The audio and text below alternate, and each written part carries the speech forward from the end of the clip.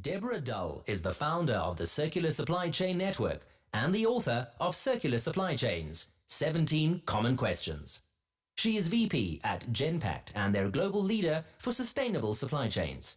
Prior to that, she held various supply chain roles at 0100, GE Digital, the Bill and Melinda Gates Foundation, and Microsoft. Douglas Kent is the Executive Vice President at Corporate and Strategic Alliances at ASCM. Douglas has more than 35 years of transformational advisory and practitioner experience with large multinational organizations. He specializes in transformations based on the Supply Chain Operations Reference Digital Standard, SCORE-DS, supply chain strategy and segmentation, supply chain planning, enterprise risk optimization, and supply chain visibility. Deborah and Douglas are popular speakers at SAPEX annual conferences. Please welcome them back to the SAPEX stage.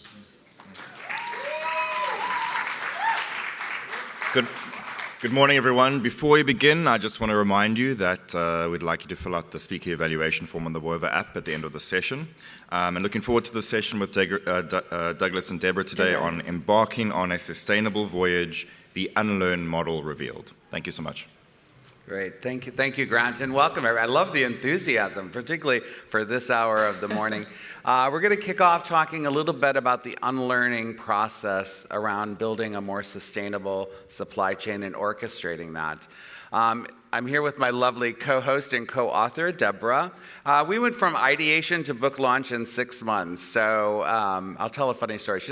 I always like to throw funny stories in that Deborah doesn't know that I'm going to tell. So we did a soft launch at our Brussels conference, ASM Connect in Europe last week, and meeting with one of the media people there, and she asked me, so what's it like to write a book with your wife? And I had quite a shocked look on my face, and she said, are you shocked because I asked you such a personal question? And I said, no, but I think Deborah will be shocked to know that she's my wife.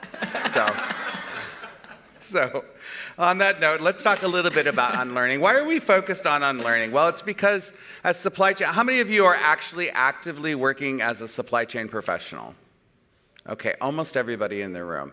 So I think this is a paradigm shift. And the reason that we focus on unlearning is because we have to unlearn what it is that we've been taught for years and years and years, which have contributed to really a trend to potentially creating a more harmful environment.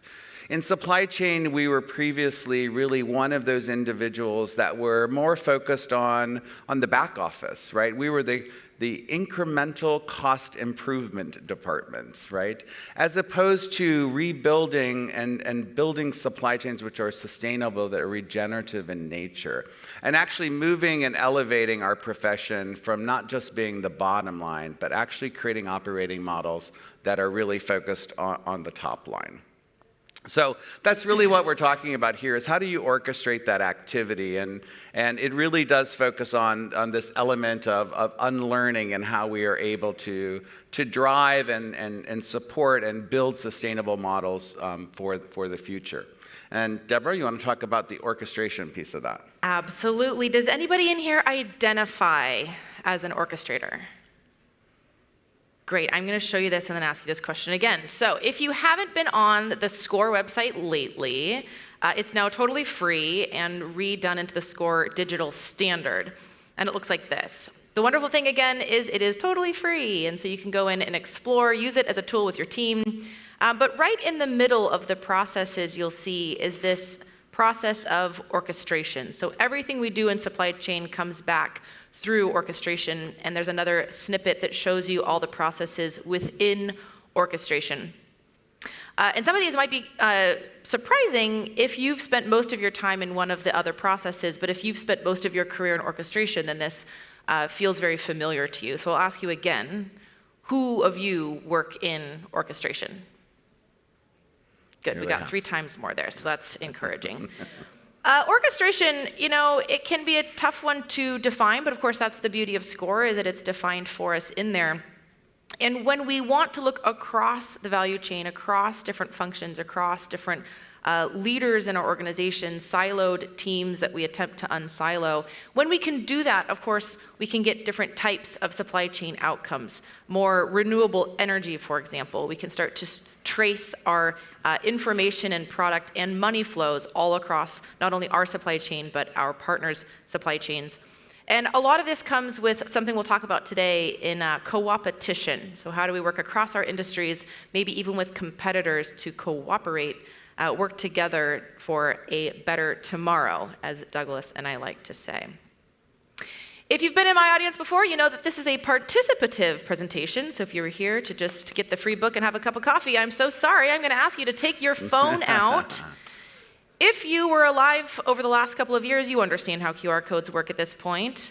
But just in case you don't, please point your camera at the screen or go to menti.com and enter the code that you see at the top of the screen. As we do that, we'll start to see this count over here go up. 4 of you have managed to do this already, so that's less than who's in the room. So I'll give this just a moment. If you're just joining us, please point your camera at the screen. I'm going to ask you 3 different questions, and if we have time, I'll ask you a few more questions at the end of the presentation. We're up to 18. I'm going to wait for it to get somewhere around 25. If you don't manage to join, don't worry. You can still go to menti.com and enter the code, and you'll be entered in.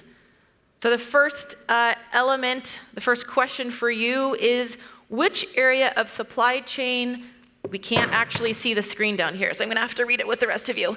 Which area of supply chain can unlearn the most? So this is the chance, if you've really had it out for one of your colleagues, this is your chance to put them forward, but this is a slidey bar. So I'm not asking you to rank them, I'm asking you to tell me on a scale across the functions of the SCORE model, the processes of the SCORE model, who can unlearn the most? And of course, unlearning, I'm gonna have to stand up for this because I can't see. Unlearning is the process that Douglas described. We have learned supply chain in a certain way. We don't have time to go into the basis of why we do supply chain the way that we do, but we certainly do. All right, orchestrate is tied with return. Thank you, return people, love that. Returns is one of my most favorite. Okay, well, now you've changed my mind. Orchestrate's pulled ahead at 4.5. Our hypothesis was it was going to be plan and orchestrate, but in reality, plan is among it's a 3. But what I like to see here, of course, as a person who loves data, is the spread of the answers in the room. So orchestrate is far leaning towards 5. I might have queued you up for that.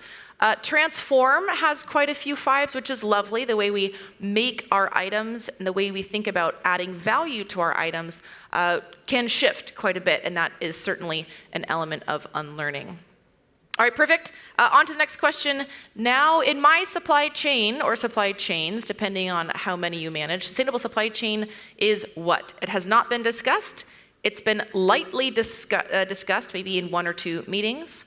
Seen as required, so maybe it's we have to do it, it's compliance, or it anchors our strategy. We have embedded this throughout everything that we do and the processes that we tackle, our partner relationships, our contracts, the skill sets we teach our teams.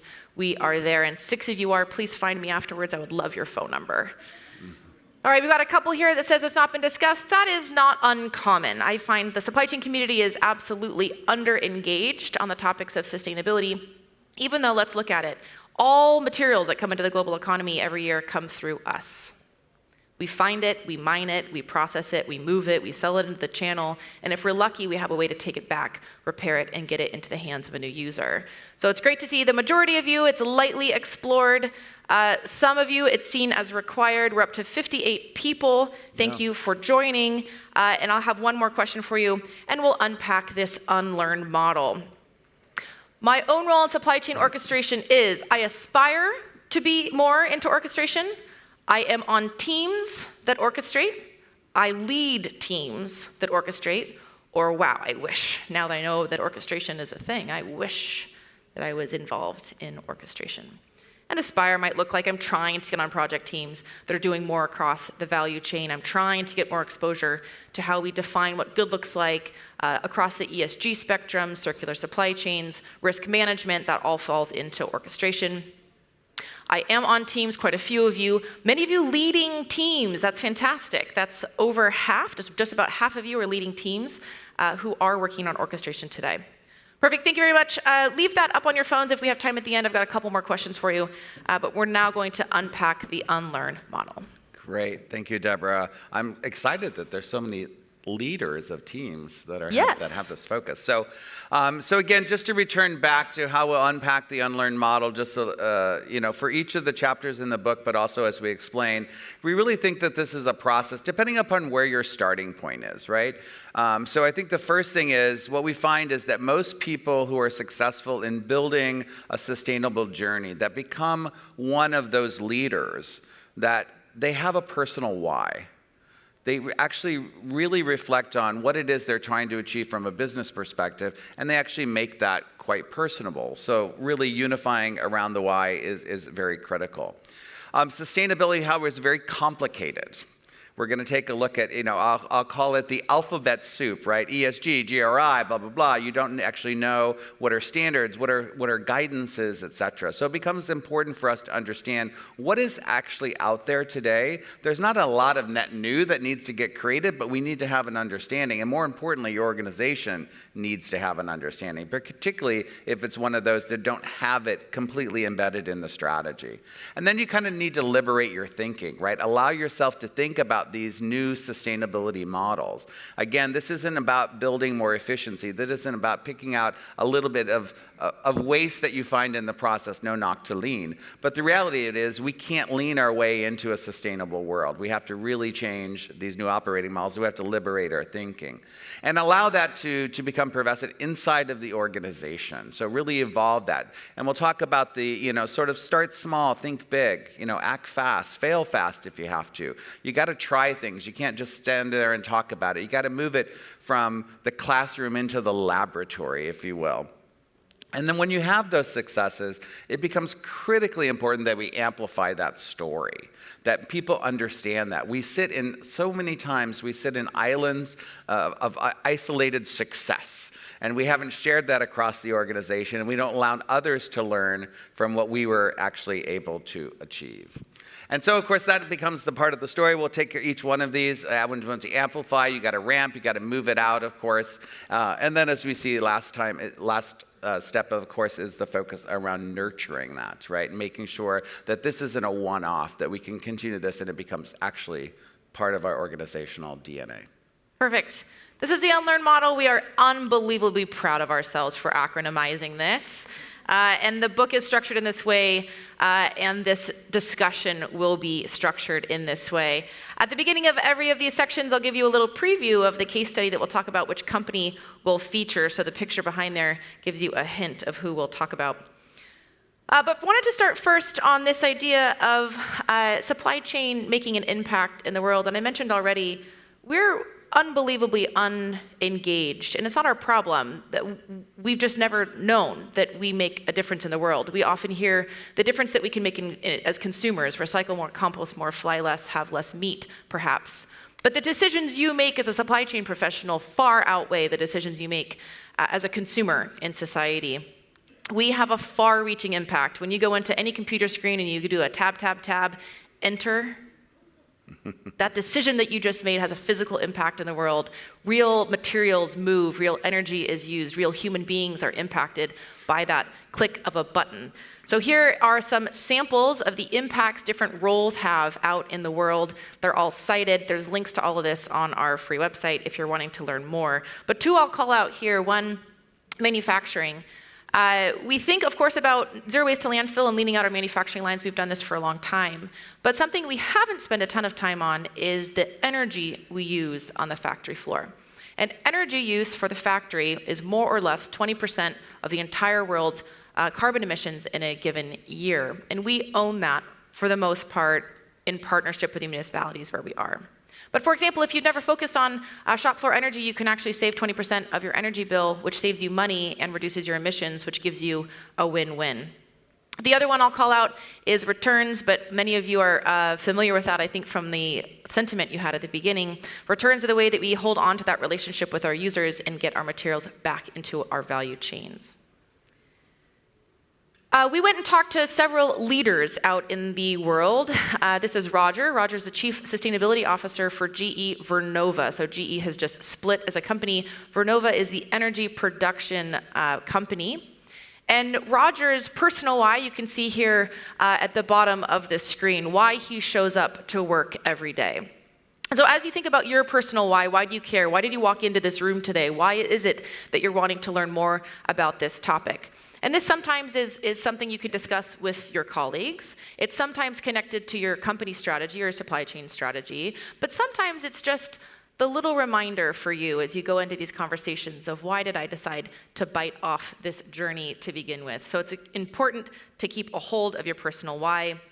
We give you an action to take forward for each of these steps, and in this case, it's exactly as I've just described. Keep a hold of, remember, why is it that you're engaging in this journey, and remember the impact that you have on the world. Great, and then we get to navigate. As I mentioned, it is quite a confusing world. How many of you have these discussions where you're trying to figure out which of the frameworks should I use? Which reporting standards am I responsible for? What am I required to do from a regulatory and compliance standpoint? Where is my source of truth? And that really becomes this alphabet soup that I described earlier, because there are a lot of things that are out there that become quite helpful. The one thing that we found at ASCM in particular is that with all of these guidances, whether it's the UN sustainability goals, whether it's SASB reporting, whether it's GRI metrics, et cetera, we needed to find a way to make that real for supply chain professionals. So we actually created our own sustainability standards that are specifically focused on supply chain. The only set of standards or framework in the world that is specific to the supply chain discipline. The rest are quite generic, and I'm proud of the fact that we published that. The other thing that we did, of course, and you'll see this if you take a look at the standards, is we made the connection between sustainability standards within supply chain, and we took that down to the process level, and then we connected that back to the SDG goals, and then we further connected it to the corresponding GRI metrics. So we kind of put this complex equation to something which I think is actually quite digestible. As Deborah mentioned earlier, the other thing we're quite proud of is that, like our SCORE model standards, our sustainability standards, which are available on our website, are available free to anyone in the world, ungated from being a member. Anybody can download our standards and do a self-assessment and assess their own maturity levels. If you walked in the room and you had a card, there's a little sustainability maturity assessment, which is directly related to SCORE-based processes, which you can take yourself and you can self-assess. So some of the organizations, of course, and this is a great example, this is an example from Schneider, actually not only just report, but those organizations that actually have it as a part of their DNA, they actually monitor their own progress. So moving it from, I'll call it moving it from aspiration to operationalizing it, actually taking and holding their executives accountable for their own progression as they see themselves progressing and contributing to each of the SDG goals. And this is just one example of that. In addition to that, we thought it would be good for us to make it kind of easy, make it a little bit of a fun game. It's an action coming out of here. So this is our, what we call our sustainability treasure map. You're all going to be pirates, not leaders, but pirates today. And find your treasure. So one of the things that we do in our sustainability standards is we actually encourage you to look for evidence. Again, think about aspiration versus truly operationalizing this into your supply chain.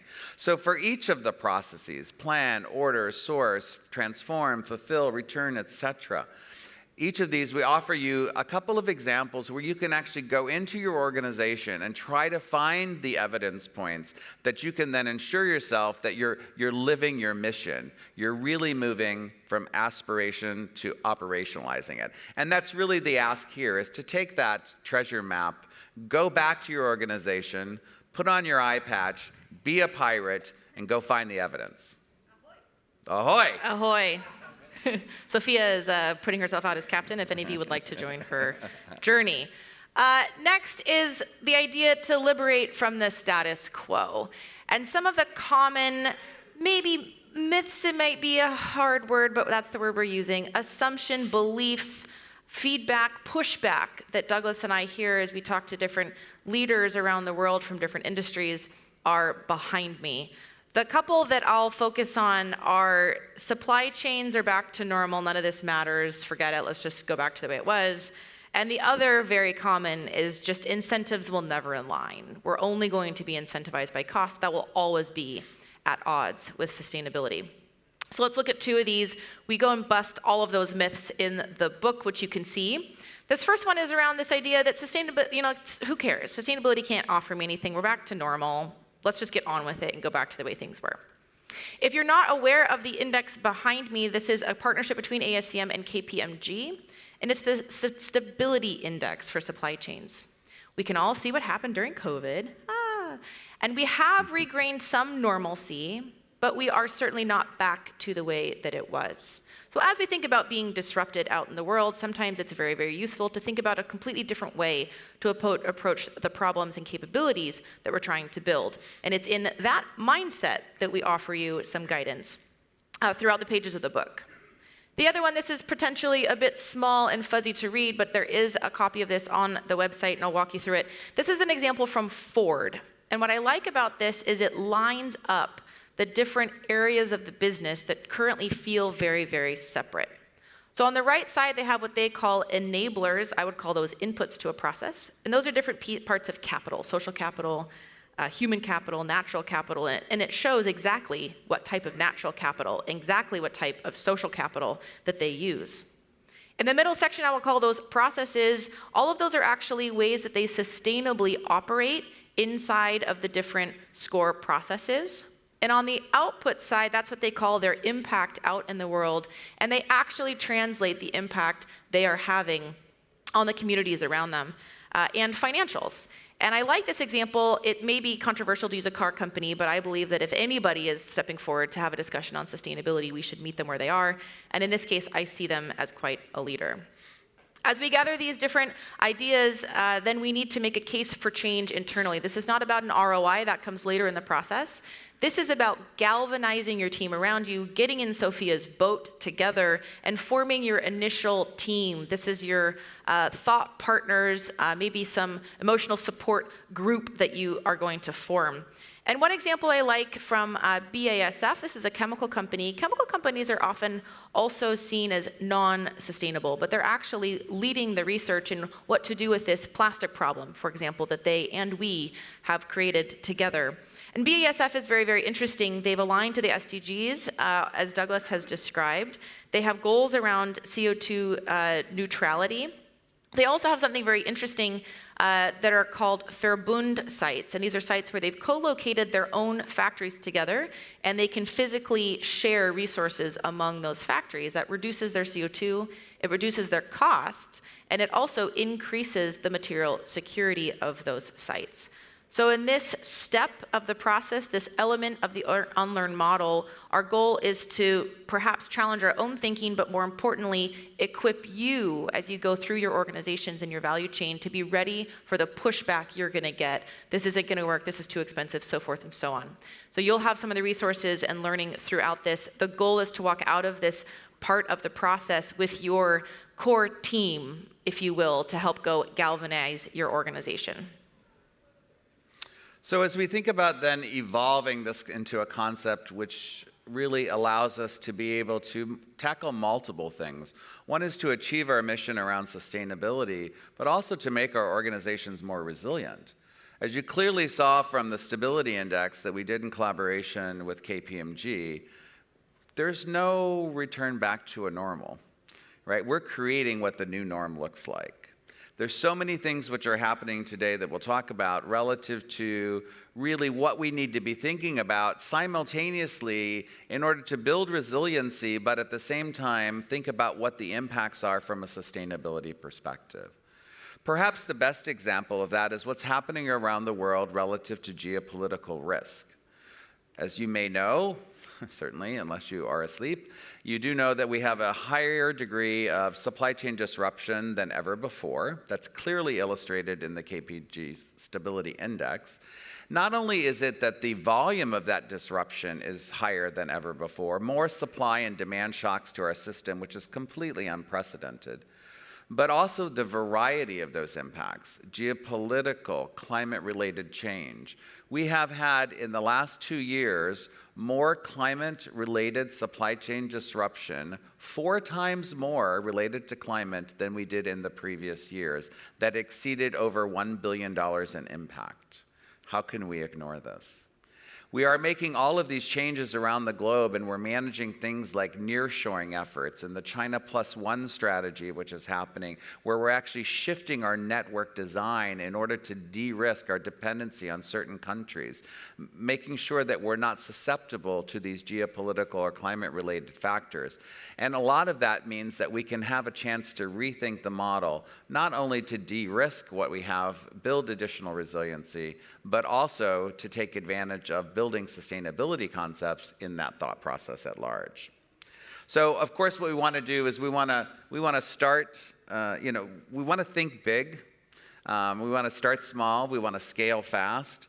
And we also need to support this idea that failure is actually okay.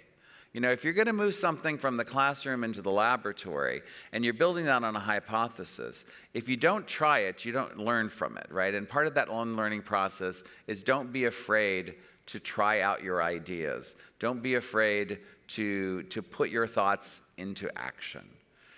If we're going to manage supply chain disruption to meet the challenges of whatever the new normal might be, we're going to have to be a little bit more of a risk taker.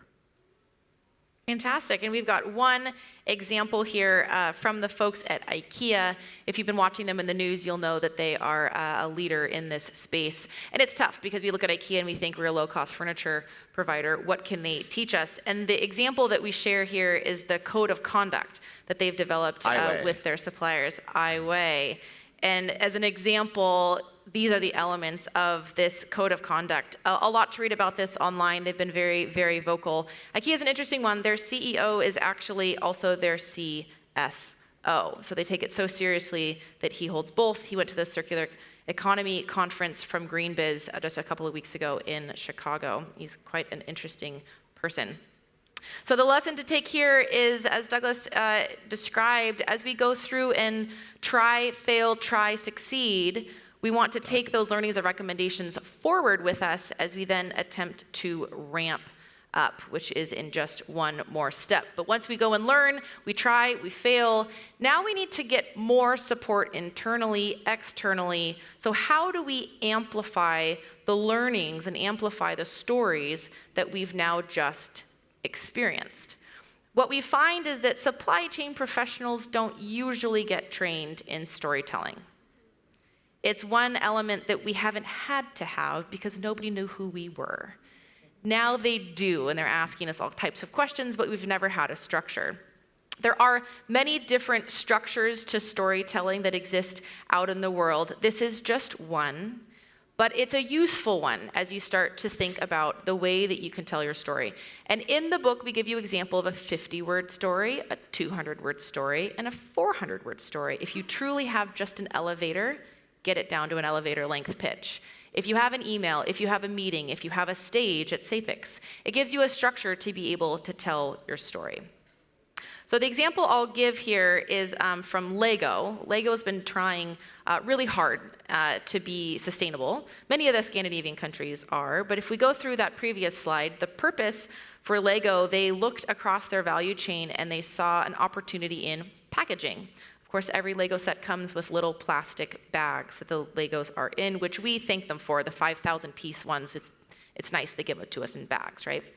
But the problem is that these were single-use, non-recyclable, non-recycled little plastic bags. So that was their problem. And their baseline was the vast majority really were non-recyclable. So that was their baseline. The catalyst is that they set a goal for 100% sustainable packaging by 2025. Wow, that is not very long from now. We are just about in 2025. And so the path is that they phased out single-use plastics. They started using paper instead, or recycled and recyclable plastic inside their containers. The path is that they had to work across their entire value chain, of course. How do we develop a paper-based alternative that's not harmful to the environment? How do we completely redo our manufacturing lines, our partnerships, our suppliers? And the result is that 93% of their packaging now meets that requirement, on track to get their 100% by 2025 goal.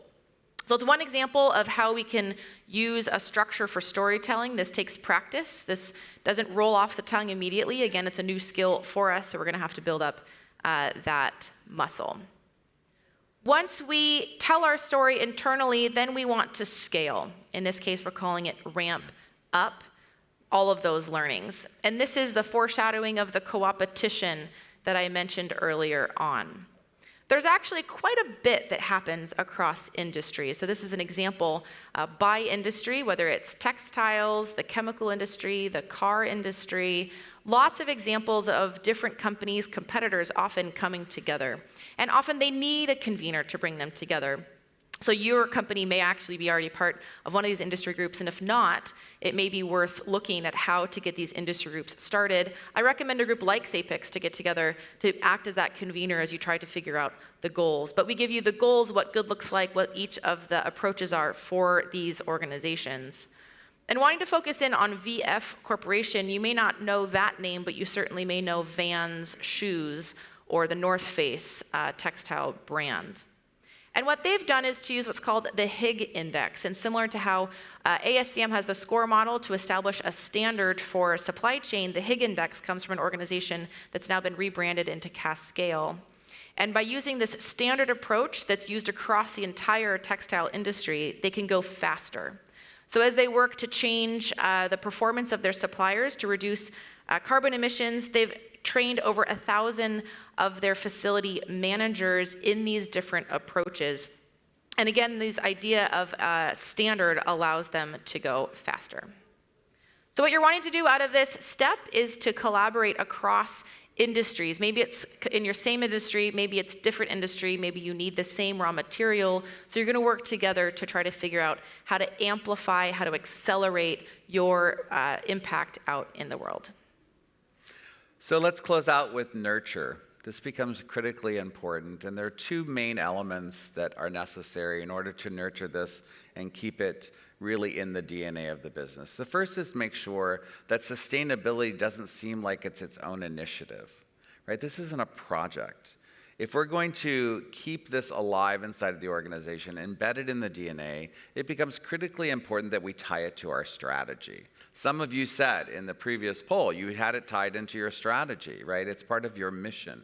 And really that becomes critically important is that we integrate the sustainability concepts you have, the processes that you've put in place, the policies you've had, the storytelling that you've created. We actually build that and integrate it into the strategy.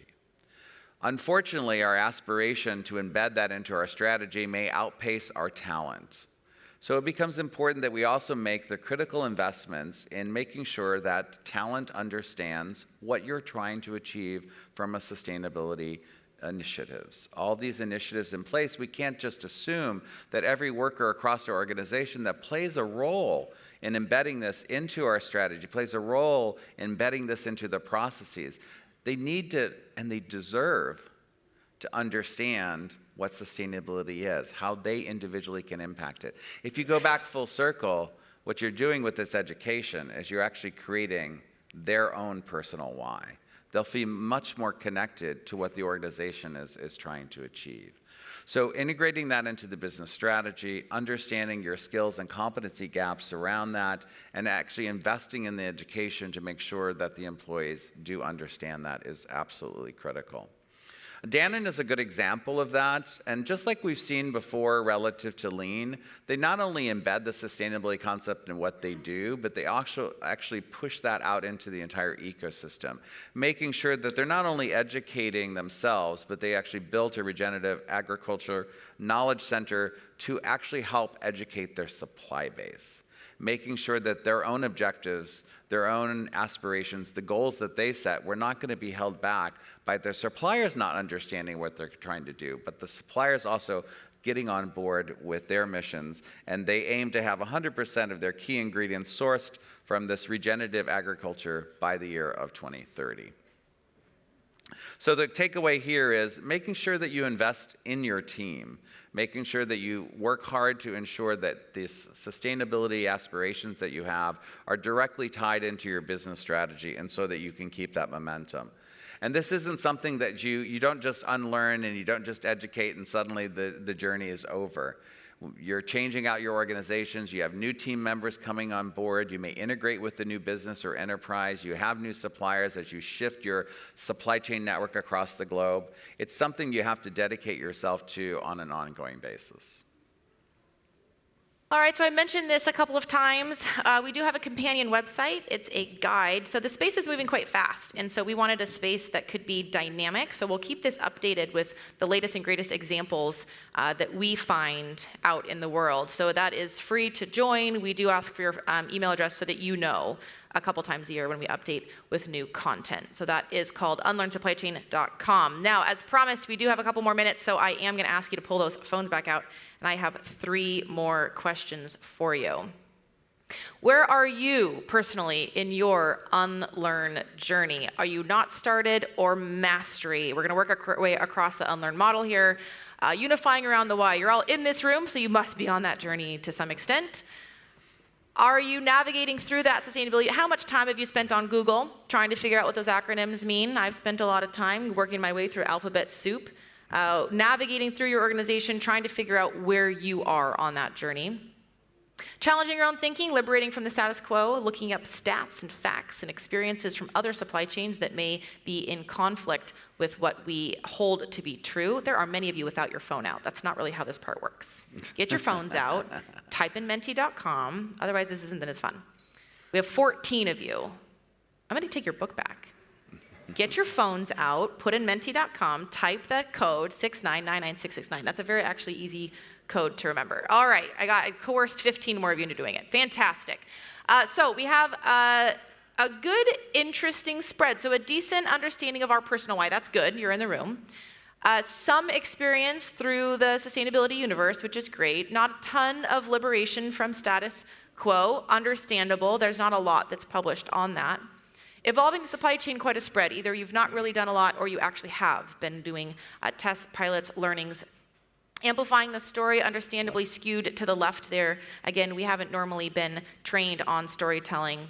And then ramping and nurturing, we need some work. Now, the nice thing about this is many of these are sequential, except nurturing can really happen the whole step of the way, right? You could invest in a return on education, as Douglas says, on how to get your talent ready to go for sustainability, yes, but also for the digital transformation ahead and the times that are shifting our supply chains. All right, thank you very much for participating. I have 2 more questions for you.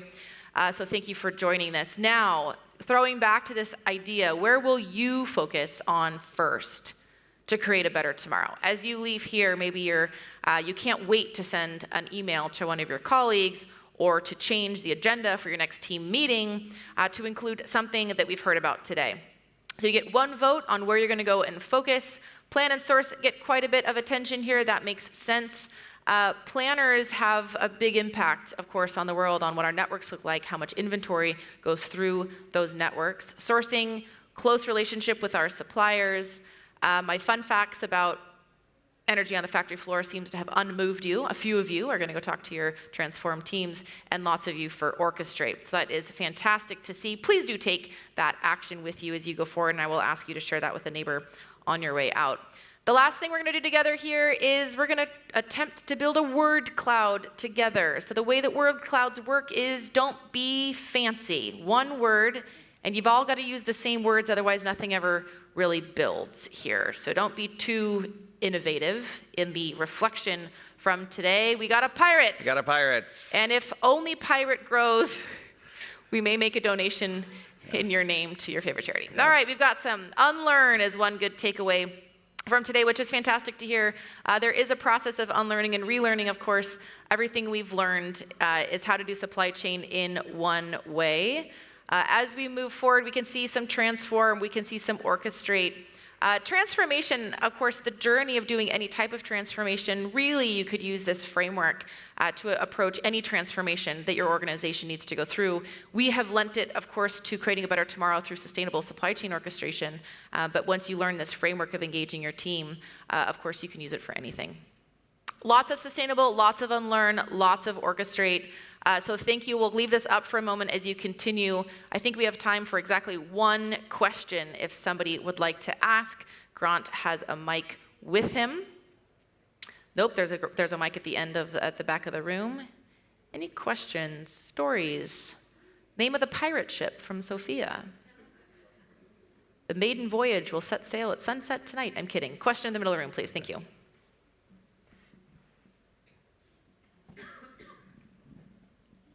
Thank you. Very interesting session. A lot of what you focused on appears to happen within a lead firm, a company that is the custodian of its value chain. And I think that there's a lot of work to be done, as you've described, in going through those steps within the firm.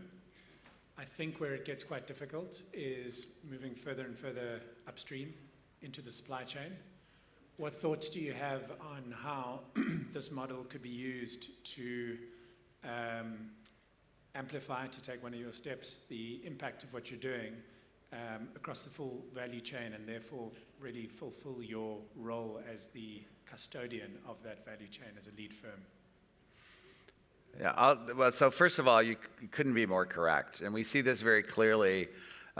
This evangelistic role that some organizations can take in being sort of that ecosystem orchestrator and educator, it's really revealing a lot of vulnerabilities and actually understanding your tier 1, 2, and 3 supply chains. And scope 3 emissions is actually helping with that.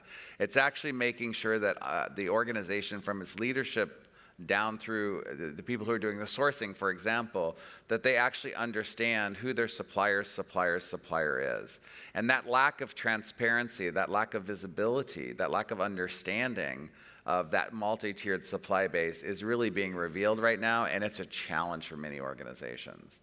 And so being able to go to those organizations and ask for information that allows you to comply with Scope 3 emission regulatory requirements is becoming almost impossible until you can resolve that transparency and visibility. Some of those co-opetition organizations that I mentioned are trying to solve for just this. So, for example, the Together for Sustainability across the chemical industry, they're realizing they're all going to the same suppliers and asking for the same questions in slightly different ways at slightly different time cadences. So what they're now doing is to come together to say, how do we standardize what we need from our suppliers to make that engagement much simpler. Supplier summits are also starting to become very popular for large brands to get their suppliers together to teach them. Also hold hackathons and innovation competitions so you can engage your suppliers in that way. Positively, the last note I'll leave on is as suppliers fail audits, happily we're starting to see a shift from the stick to a carrot. So instead of saying you failed the audit, we're going to drop you as a supplier, they instead say, well, you failed the audit, we'll be there tomorrow to help you and pick you up. So I am seeing a lot of this coming togetherness. It is a challenge, of course, as we get upstream, but some of those organizations are founded specifically to help to solve for that. Thank you all very, very much for our time today. I appreciate your involvement.